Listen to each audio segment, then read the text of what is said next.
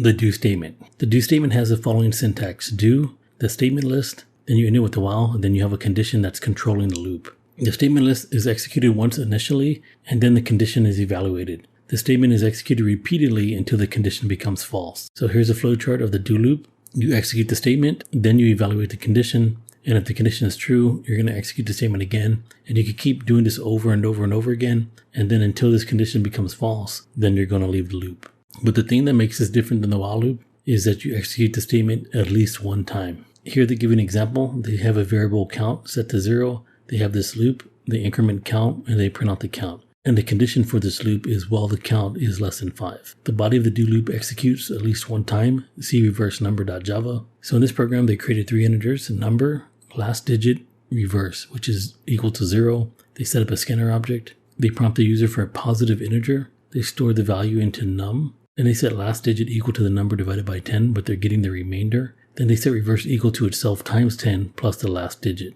And then they set num equal to num divided by 10. And they repeat this loop while number is greater than 0. So basically what they're doing is they're taking off the last digit of number, and then they're dividing it by 10 to get rid of it. And they're putting that into reverse. So then when this loop is done, they have the reverse of the number, and they print that value out to the user. So here's a sample run. The user enters 2896, and they print out 6982. Here they're comparing the for loop and the while loop. The main difference between these two is in the do loop, you execute the statement first, at least one time, then you evaluate the condition. The while loop, you evaluate the condition first. So I created 2 programs to demonstrate the do loop and the while loop. Now both of the programs are exactly the same so far. So what I'm doing is I'm going to play the guessing game with the user, and I went ahead and set it up. So in both programs, we're going to have integers for the random number for the guess, which is going to be the guess that the user enters, and then we're going to count the number of guesses. Now I'm going to demonstrate this using the while loop, and then I'm going to demonstrate this using the do loop. So I'm going to go ahead and set up this guessing game using the while loop.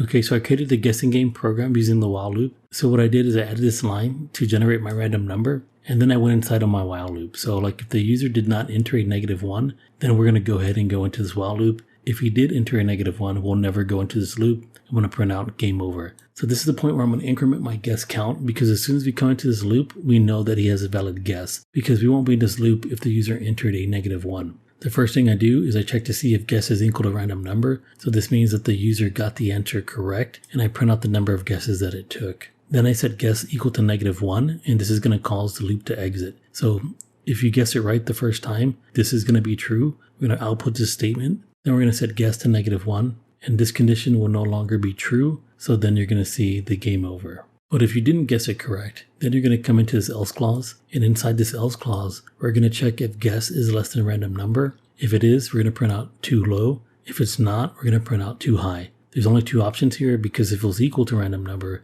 then we're going to leave the game. But once you get to this point, there's only 2 options. Either you're less than or greater than. After we give them a hint, if they're less than or greater than, then we're going to ask them to enter in a number again, and we're going to store their value inside of guess. So at this point, if they enter a -1, then they're actually going to exit the game, because if it's -1, this will no longer be true. But if they enter in anything other than -1, then we're going to repeat this process. So let's go ahead and test this program. So the first thing I want to do is test entering -1.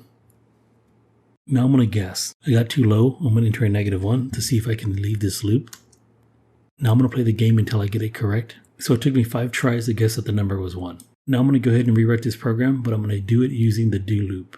So I created a guessing game program using the do loop. Now this is different than using the while loop, because if you remember, the do loop is guaranteed to execute one time. So what I have to do is I have to generate my random number like I did in my while loop outside of my loop, right? So here I generate the random number in my while loop, and here I'm generating the random number outside of my do loop. Then I go inside of my do loop, and then I prompt the user to enter his guess, and then I store his guess count. So I only have to do this prompt one time. If you look back at my while loop program, I had to do this twice. I had to do it here and also outside of the loop, which is right here. Then the next thing I do is I have to verify that the guess was not -1, because at this point they can enter in a -1, and if they did, I don't want to do anything if they entered a -1. And this is the point I want to increment my guess count, because I know if you're inside of this condition, then you don't want to leave the game, you're still guessing. So I increment my guess count, and then I check to see if guess is equal to the random number. If it is, I print out that they got it, and I print out how many guesses they took,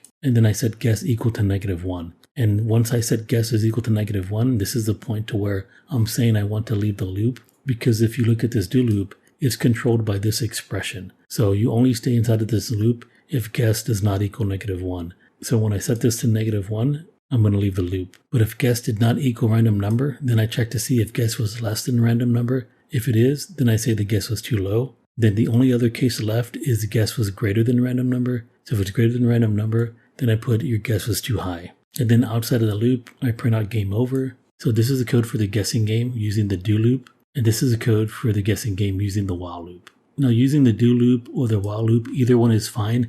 There's not a right or wrong answer when it comes to which loop to use. I honestly prefer using the do loop in this case because I feel like I'm writing less code. But using the while loop actually isn't much more code than using the do loop. So this is completely up to you on which one you prefer to use. But I wrote these two programs side by side so that I can demonstrate them to you. But let's go ahead and verify that this program works using the do loop. So first thing I want to check is entering a -1. Next thing I want to check is entering a valid guess and then entering a -1.